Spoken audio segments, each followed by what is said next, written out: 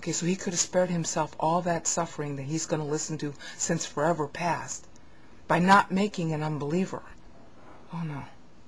That would violate freedom. The unbeliever should have a right to be free to be an unbeliever. And I'm going to do everything I can to make sure that he doesn't have to have that kind of future. That's more God's talking. And that's what you miss if you don't know that you're not human until born. You're human because God makes you human at birth. It's His selection of you. Could you ask for more love than that? Okay. There are going to be some miscellaneous videos I'm going to have to do at the tail end of this. Tie-in verses on the difference between biological and soul life. Because Christendom really doesn't get it. Maybe 10% of Christendom understands that there's three parts to a man. Spiritual life once he's saved, soul life when he's created, and biological life, which is his house, his body that he walks around in. Alright? About 10% of Christendom understands that, and in a very vague way. The Bible is very specific about it. So I'm going to do some videos on that. There are special passages in Job, Psalms, the prophets, Paul, James, and the Lord's statements in the Gospel, which go through this whole issue about you are you at birth, and make the distinction because they're using that knowledge to build an analogy to salvation. They're also, Paul in particular, is building an analogy between life down here and life after death. The comparison being that life down here is so low and so nothing, it's like being a fetus. It's as if you weren't even alive until you die. And that's especially in Romans 8. So I'm going to go do videos on those. Then there are those kind of like problem passages, like Luke 1:15 and the verse that everybody quotes, "Oh, Elizabeth's baby left in the womb." They don't know anything about the biology of pregnancy when they say that. If you're pregnant, every excitement and emotion and food, and that's why you have to be careful how you take care of yourself. Everything passes to the fetus. That's why I have to worry about whether you're smoking or what kind of drugs you're taking, because everything passes to the fetus. So she was excited when she heard Mary coming, and so that's why the baby left. It's called It's called reflex motility in gynecology. Go look it up. Reflex motility. Okay. That leads us to item D on page 6, and this is the most important thing to get out of this video, or this pair of videos at this point. Deus decides.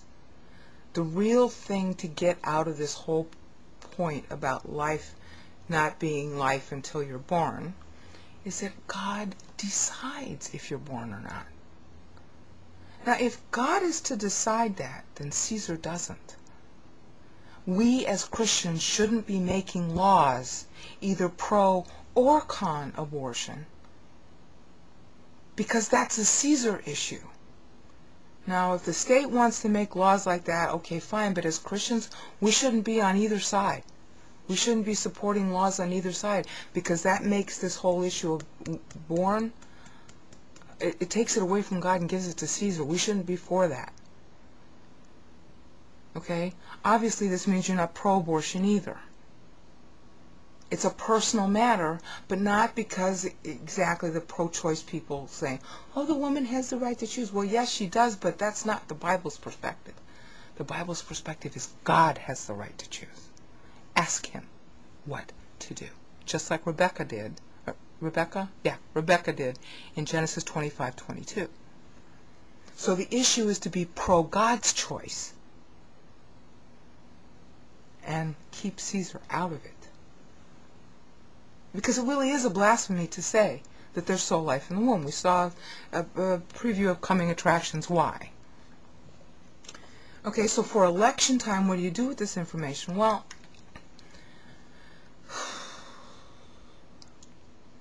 it's really hard for me to vote for somebody who's pro-life because they obviously can't read their Bible.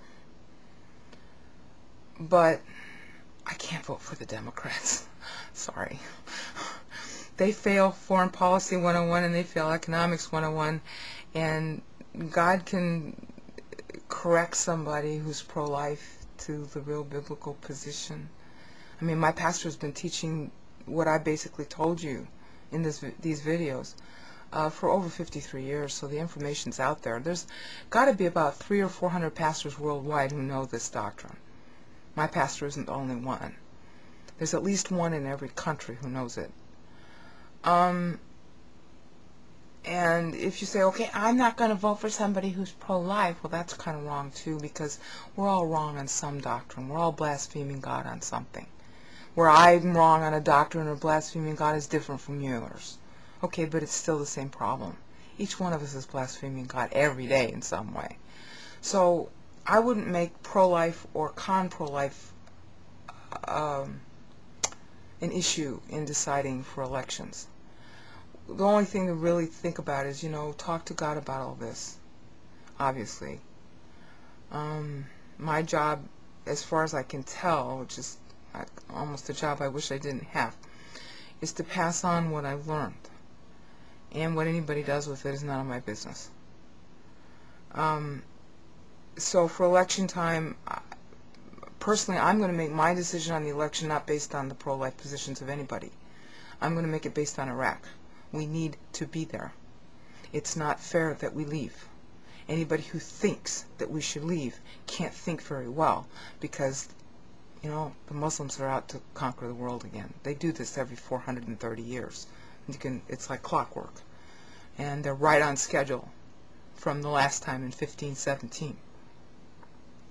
So, election time, what to do with this information? Talk to God.